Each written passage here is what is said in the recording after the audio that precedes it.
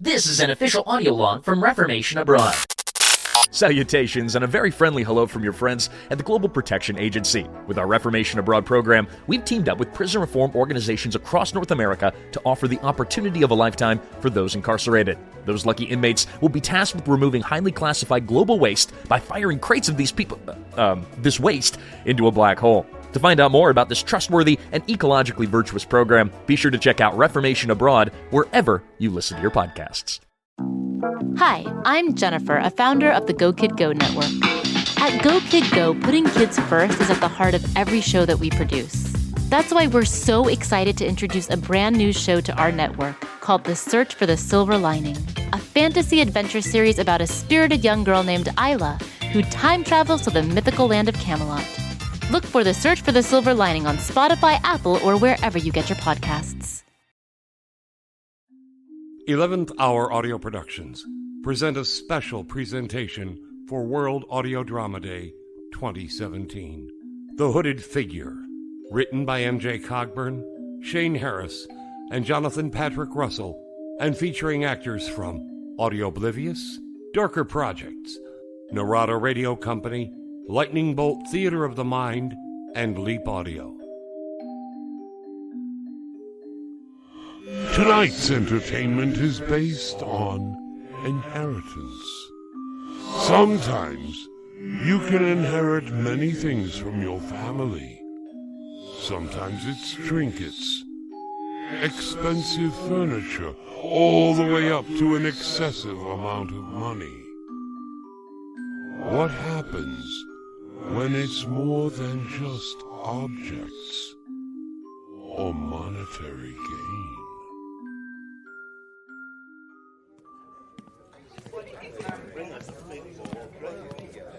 There you are, Abs. It's about time. I was just about to give up on you after I'd finished this milkshake. Hey, what's wrong? Yeah, well, I'm sorry that I'm late, Scott. Something happened and,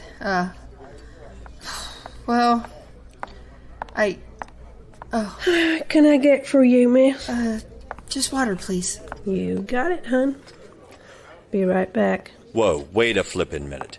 You always get a chocolate milkshake here. What's going on? You wouldn't believe me. Have I ever doubted you before?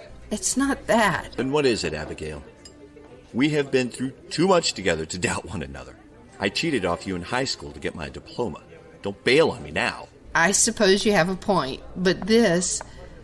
Scott, this is crazy. There you go. Now let me know if you need anything else. Thank you, ma'am. Okay. It started a couple weeks ago.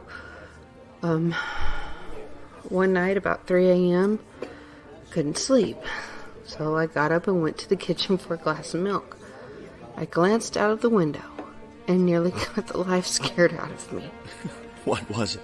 The Stay Puft Marshmallow Man? Very funny. No, I saw this dark, shadowy, hooded figure standing by the road, and I couldn't see its face. Did you call the police? No, I froze. I couldn't move. Who was it? Did you find out? No, I don't know who it was, but I don't think it was a person. What the hell are you talking about, Abs? What else could it have been? A cardboard cutout? No. This is where it all gets weird, Scott. How much weirder can this get? Pretty weird. I mean, this thing, this entity. Entity? You telling me you saw a ghost? I don't know what I saw, but I'm not convinced that it was a person. This figure, it just stared at me through the window, and all I could do was stare back at it. It? Well, I suppose it could have been a male. So let me get this straight. You saw a ghost in your front yard near the road? Could you keep your voice down? I don't want everyone in this podunk town to know that I'm insane. Too late. I didn't say it was a ghost. Honestly, I can't say what or who it was.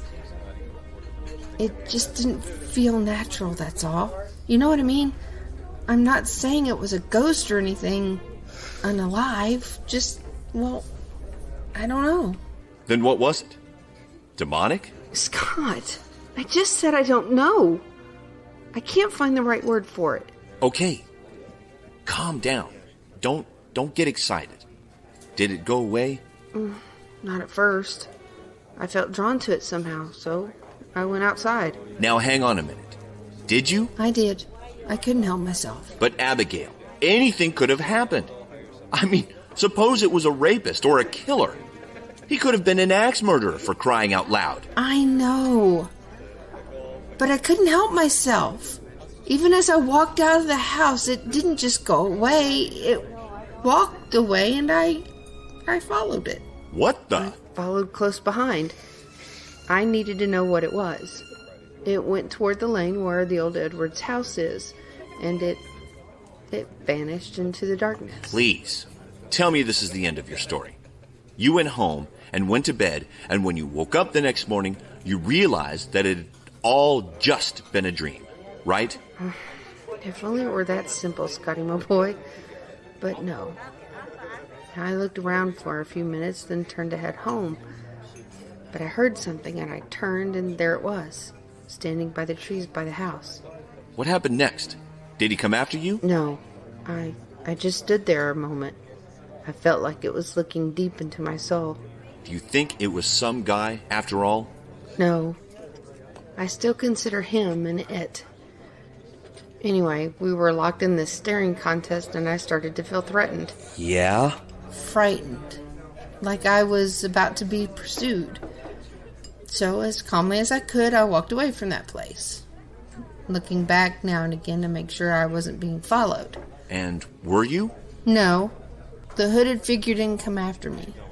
I don't know if he ever moved from the spot I'd seen him standing in. I didn't see him again that night. Phew. What a relief. You weren't very smart that night, were you, Abs? I suppose not. But then, as I said, I felt compelled to do it. It was as if I had no choice in the matter, Scott. I had to follow the hooded figure. It was as if I just needed to know. Needed to know what? What it was. What it wanted. I can't say for sure, but I still feel like I need to know what it was and what it wants. What it wants? It's over now, right?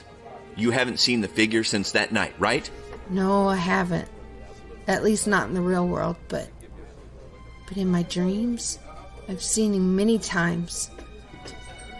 And he's always pointing back toward the house. I think you should try and forget about it, Abby. But I can't, Scott. I can't. And that's why I asked you to meet me this afternoon. I need your help with this. My help? Why? How? What can I do? I need someone I can trust. Someone I can count on. And I want to go back to that house, and I want you to come with me. Me?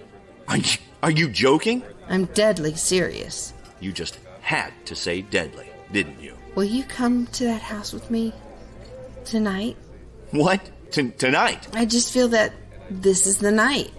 I must face my fear, Scott, but I don't want to do it alone. Why do I feel like you will do it alone if I refuse to come? Because you know I will. So?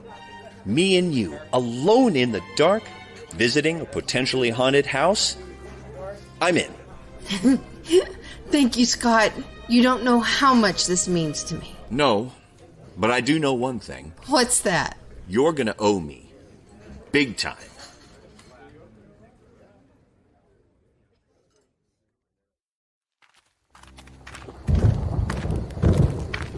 Thank you for coming with me. I really do appreciate it. Yeah, not a problem. But I'm not crazy about doing this. Oh, come on, Scott. As long as I've known you, you've always been just a little bit crazy. Wow. Look at that house. You weren't joking about the house. How old do you think that it is? Oh, well, I checked out the house a couple of days ago. It's well over 150 years old. The Edwards family built it. The last of their family passed away 10 years ago, and no one has bought the property. So it's abandoned. Wait a minute. The Edwards family? Yeah, why? Weren't they the family that institutionalized their son for being a nut? That's not a nice thing to say, Scott. What was his name? Jim, John... Paul. Right. Paul John Edwards. What do you know about him? He was the one that supposedly stalked and killed at least 3 men for looking inappropriately at his fiancée. And then he killed 2 more after they were married because he thought they were having an affair with his wife. It was a gory mess. I read up on the family. The testimony that came out at his trial said that he admitted openly to the killings. He said that he buried all the men out in the back half of their property. They didn't show pictures, but it was described that each man had over 20 stab wounds. Oh, God, Abby. And now we are standing outside that same house? You asked what I knew about it, so I told you. It's just a good thing that the guy wasn't like Ed Gein. Who? He's one of the most known serial killers. The movie, The Silence of the Lambs, is based loosely on his murders. He was a necrophiliac who skinned his victims and made clothes and other paraphernalia with it. Shut up. Nope. He was really one nasty guy. That didn't help me out here either. Me either. But here we are. Now what? Well, I guess it's time to go in. Well, either that, we can stand here and get soaked. We go in. Come on.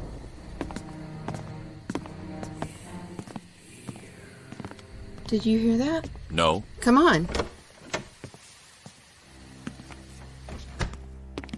What did you... Oh, wow. Look at this house. It's decked out. Well, except for the dust. I thought that when the Edwards family died, the lawyers would have at least emptied it out. No, they have to keep it presentable so that potential buyers can see how it could be used. I would have thought at least that they'd lock the doors with all these things in here. But you have to realize, look at that TV. That thing, good Lord, how old is that thing? 45 years old? Maybe more? There are antiques here, but only useful to antiquers. Plus, look at the... Did you hear something? I want to go upstairs. Come on. Why? Oh, Scott, come on.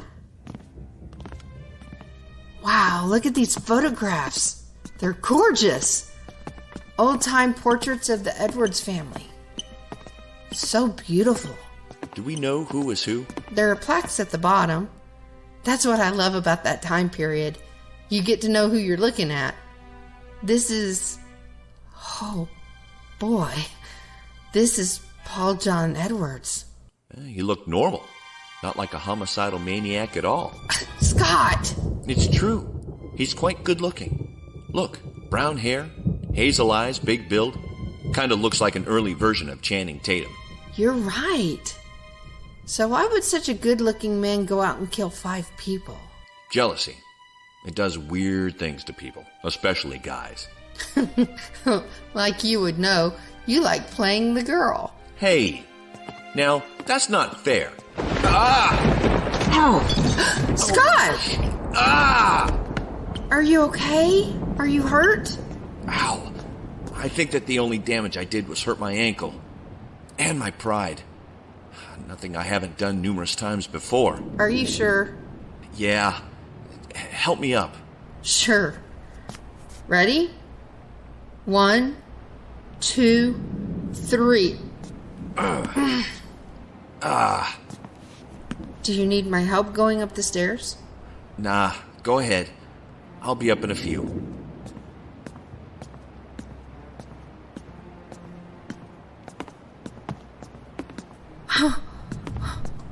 What? I just saw the hooded figure go into the room at the end of the hallway. Look at the floor, Abs. The dust hasn't been disturbed. No one has been up here in years. I'm telling you, I saw someone go into that room. The last one on the left. Abigail, you aren't going in there, are you? Only if I'm going to find out why he's haunting me. Haunting you? Yes.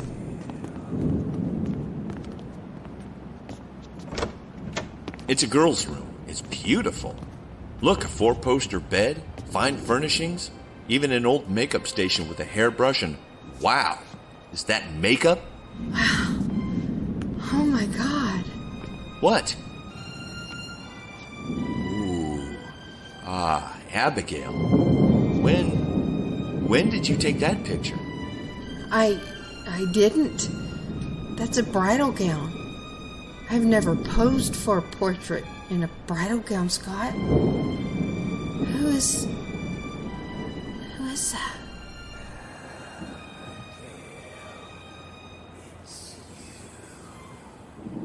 What the? That's not me.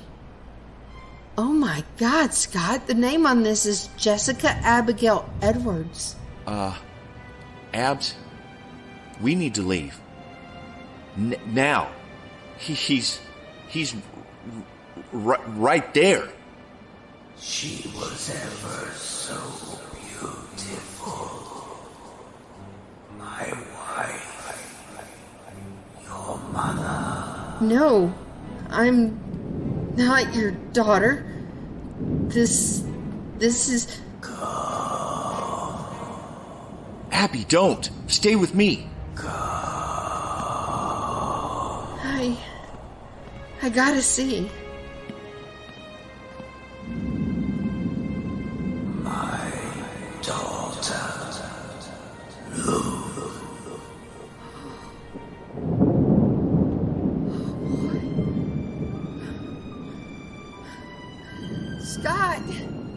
Scott, come here. You've got to see this. Where? Straight across the hall. You're not going to believe this at all.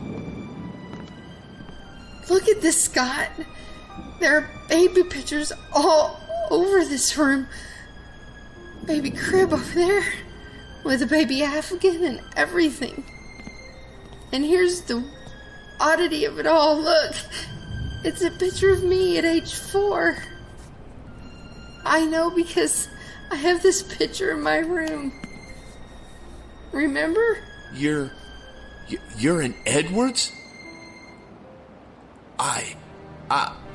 What? Why are you stammering? Abigail, you're the heir to all of this. No. Yes. My daughter. Yes. Abby, Abs. What? This is... We need to get out of here. Why? This is my room. He's got a knife, Abs. Run!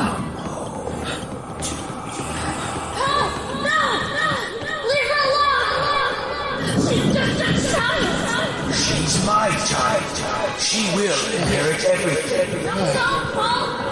She's my child too.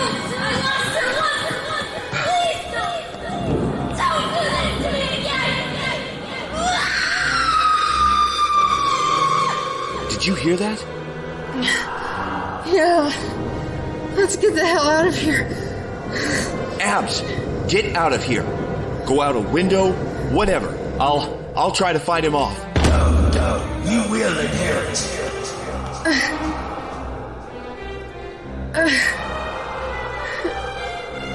They won't open.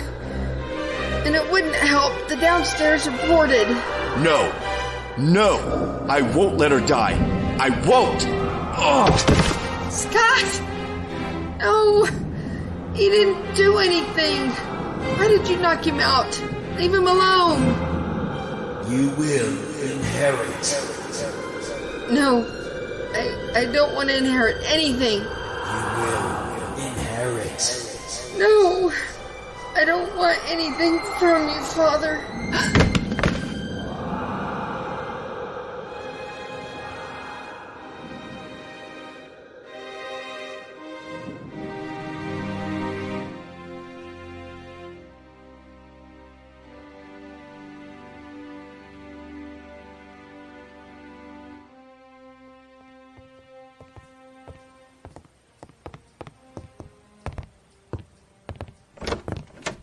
Oh my God! Oh, what is that smell? Boy, it's pretty bad. Are you seeing what I'm seeing? It's going to be I'm not hallucinating, am I? Just as soon as they get here, that depends. Do you see a young woman with a man's head in her lap? Yeah, that's what I see. Ma'am? Are you okay? Officer? Oh, I'm so glad you're here. We've been waiting. Scott, my friend here, he needs some medical assistance. Please, he's hurt. Ma'am?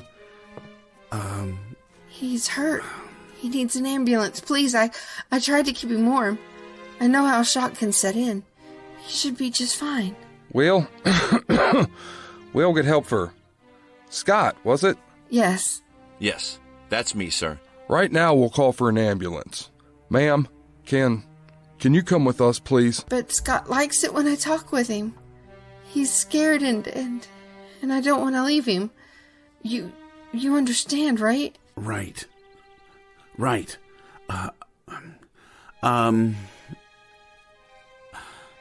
Is your name Abigail Jessica Townsend? That's not my real name. My family owns this house, though. My name is Abigail Jessica Edwards. Once my mother and father come home, you'll see. Your mother and father are Jessica and Paul Edwards? That's right. And as soon as they come home from vacation, you'll see. But we need to make sure that we get an ambulance on the way for Scott. Okay, we'll call for an ambulance right away, ma'am. Sir? What? What are you saying? Davis, can I talk to you over here, please? We'll be right back. Is everything okay? Yeah, I'll be right back. But you have to get well, okay? What is it, Roberts? Why did you talk to him? Well, there's a couple of things wrong here. First, Paul and Jessica Edwards have been dead for over 15 years. Remember, Paul was the one they found the bodies of his murdered victims in their backyard. He escaped, came back to the house, and killed his wife. The only reason his daughter wasn't killed was that she was at her grandparents' house, the Townsends. Oh, yeah. Yeah, that happened at least 15 years ago. I almost forgot about that. That still doesn't answer my question. I talked to Scott because she believes he's alive. It looks like he's been dead for at least a week. I know that neither of us are autopsy experts, but from the bruising on the body, as well as the way that his head is twisted, he fell down the stairs and died. Yeah? I noticed that too. Do you think that she had anything to do with it? I don't know. Go ahead and go outside and call for someone to come get the corpse. I'll go back over and talk with her. Good luck. See you, goofball. I told you they would come back over to talk with us. You're right. Ma'am? Please, call me Abigail. I know you don't want to leave Scott, but when the ambulance gets here, they're going to have to take him to the hospital. Would you mind coming with me? It's okay, Abs. I'll be all right. Go ahead. Go with them. Scott, are you sure? Of course.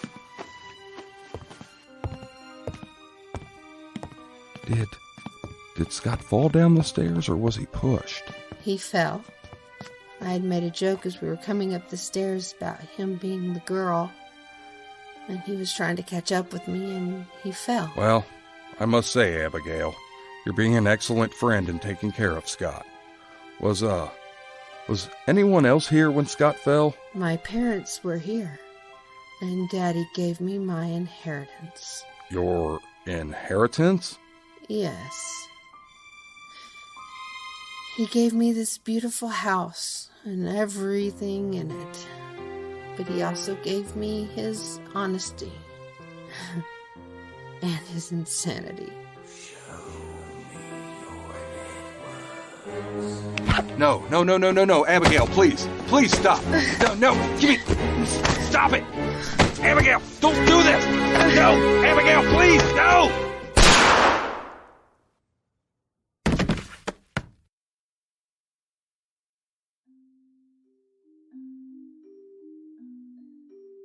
I'm not exactly sure who survived, but what an inheritance.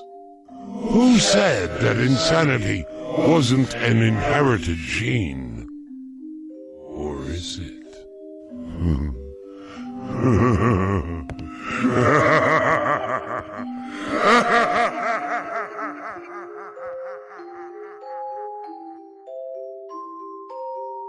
You have been listening to the 11th Hour audio production presentation for the 2017 World Audio Drama Day of The Hooded Figure.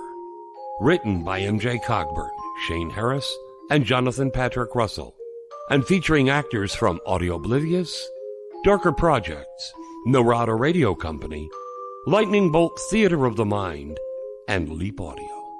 Heard in tonight's presentation were Shane Harris as Scott McMillan, MJ Cogburn as Abigail Townsend, Sarah Golding as the Waitress, Austin Bea as Paul Edwards, Tanya Malevich as Jessica Edwards, Scott Phillips as Officer Roberts, Pete Lutz as Officer Davis, and yours truly as the announcer. The Hooded Figure is produced by MJ Cogburn. The awesome original musical score was performed by David Krause. This is Mark Brzee. We hope you enjoyed the presentation. Please do listen to other presentations listed. Thank you for listening.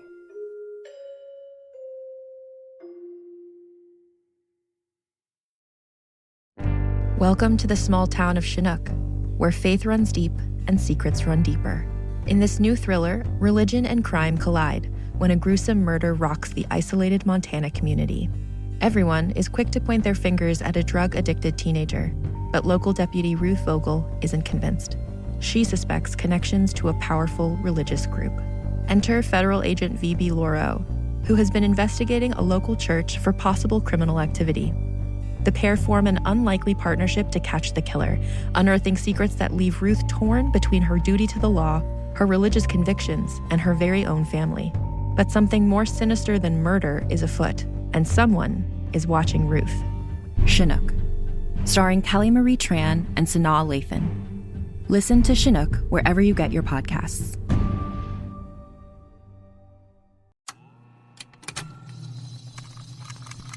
Contained herein are the heresies of Radolf Buntwine, erstwhile monk turned traveling medical investigator. Join me as I study the secrets of the divine plagues and uncover the blasphemous truth that ours is not a loving God, and we are not its favored children. The heresies of Radolf Buntwine, wherever podcasts are available.